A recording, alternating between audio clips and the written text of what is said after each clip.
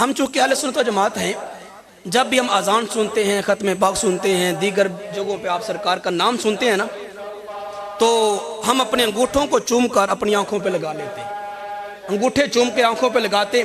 یہ سرکار کا فرمان بھی ہے، آدم علیہ نبی نام کی سنت ہے۔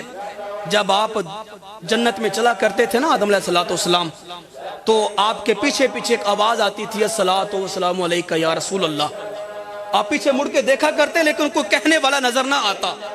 ایک دن پوچھ لیا کہ مولا میں جب چلتا ہوں میرے پیچھے سے درود و سلام پڑھنے کی آواز آتی ہے، تو یہ پڑھنے والے کون ہیں اور کن کے اوپر پڑھا جاتا ہے؟ خالق نے فرمایا کہ اے آدم، تیری پشت کے اندر ہم نے اپنے مصطفیٰ کا نور رکھا ہے، پشت میں مصطفیٰ کا نور رکھا ہے، تو اس نور کے پیچھے پیچھے میرے ملائکہ چلتے ہیں، تو ملائکہ میرے مصطفیٰ کے نور کے اوپر صلاۃ و سلام پڑھتے ہیں، تو یہ ملائکہ کی آواز تم سنتے ہو۔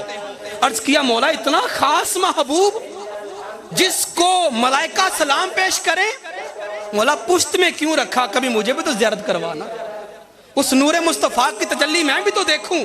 خالق نے فرمایا اگر دیکھنا چاہتا ہے تو پھر اپنے انگوٹھوں کے ناخنوں میں دیکھ۔ آدم علیہ السلام نے اپنے انگوٹھوں کے ناخنوں میں دیکھا، خالق نے نور مصطفیٰ کو پشت سے چلا کر انگوٹھوں میں ظاہر فرما دیا۔ وہی شکل و صورت جو سرکار کی دنیا مبارک میں تھی، اس شکل و صورت کے ساتھ آدم علیہ السلام نے سرکار کو جنت میں دیکھا۔ جب دیکھا تو چوما، محبت میں آ کے، جس سے محبت ہوتی ہے بندہ چومتا ہے، چوما اور چوم کے آنکھوں پہ لگا کے کہا قرۃ عینی بکا یا رسول اللہ، حضور میری آنکھوں کی ٹھنڈک تو آپ کے نام کے صدقے سے ہے، میری آنکھوں کی ٹھنڈک تو آپ کے ذریعے سے ہے۔ جب چوم کے آنکھوں پہ لگایا نا، دل کو بڑا سکون ملا، تو سرکار نے فرمایا جو بندہ میرے ابا آدم علیہ السلام کی سنت کو زندہ کرے گا، خالق کائنات اس بندے کی آنکھوں میں کبھی اندھیرا نہیں آنے دے گا، اس کی بینائی کبھی کمزور نہیں ہوگی۔ یہ ہم سنت کو زندہ کرتے اپنے باپ آدم علیہ السلام کی۔ اعتراض یہ لوگ کرتے ہیں کہ جب تم آدم کی سنت کو زندہ کرتے ہو، آدم کو تو وہ سرکار کا چہرہ مبارک نظر آیا تھا، انہوں نے تو دیکھ کر چوما، تمہیں تو دکھتا ہی کوئی نہیں سرکار کا عکس، سرکار کا چہرہ مبارک، تم اپنے انگوٹھے کیوں چومتے ہو؟ دکھے تو چومو، جب دکھتا ہی نہیں تو چومتے کیوں ہو؟ میں نے کہا بھائی بات اصل میں دیکھنے یا نہ دیکھنے کی نہیں ہے، بات ہے یار کی اداؤں کو اپنانے کی، بات رب کے محبوبوں کی اداؤں کو اپنانے کے نام ہے۔ حج کے ارکان کی میں نے ابھی ساری گھنٹہ گفتگو کی ہے، یہ سارے ارکان کی ادائیگی ہم اس لیے کر رہے ہیں کہ رب کے یار یہ ارکان ادا کر گئے ہیں، رب کے یار، رب کے مقرب اور اولیاء کرام ان اداؤں کو کر گئے ہیں، تو ہم ان اداؤں کو زندہ کر رہے ہیں۔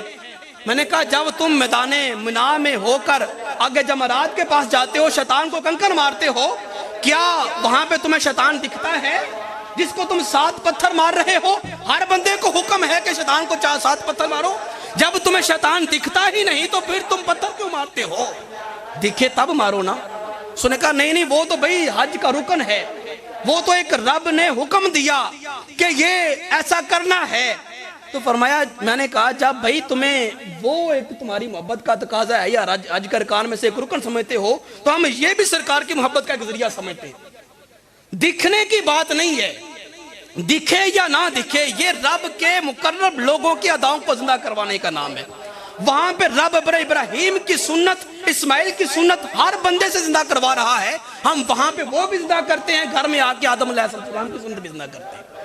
حضرت وقار حج کے جتنے بھی ارکان ہیں، ان ارکان کی ادائیگی کے پیچھے کسی نہ کسی رب کے مقرب کی کوئی نہ کوئی نسبت ہے، ان نسبتوں کو زندہ کرنے کا نام حج ہے۔ اللہ تبارک و تعالیٰ ان نسبتوں کے ساتھ پیار کرنے کی اور ہمیشہ ان کو زندہ کرنے کی توفیق عطا فرمائے۔